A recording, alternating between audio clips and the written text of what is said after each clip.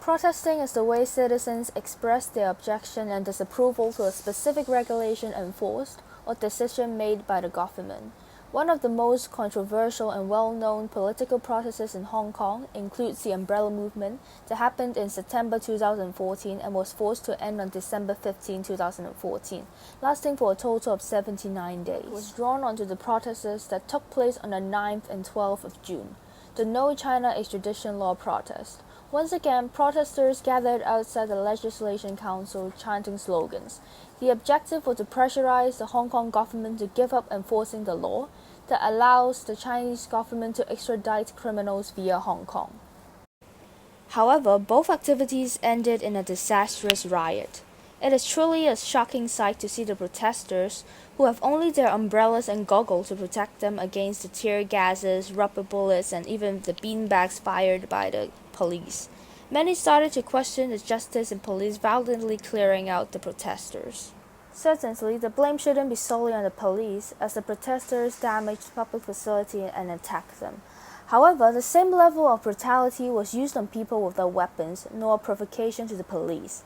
Is treating them this way truly the solution to stop their aggressive behavior? I think not.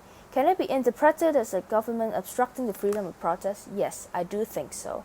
Aggrieved Hong Kongers nicknamed them the ruffianly police and even refer to them as dogs and the government's minions.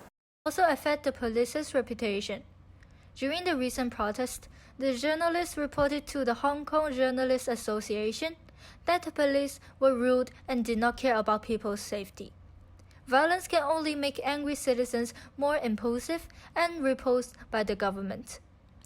As the action in protest to the government's decision proceeded over the years, the police's response to it becomes more and more contentious to a point that it started to draw attention of the foreign press.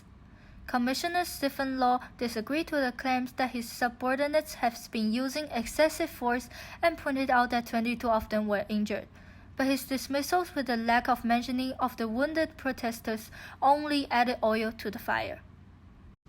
It is impossible to expect the protesters to remain calm when they are under both detention and being attacked.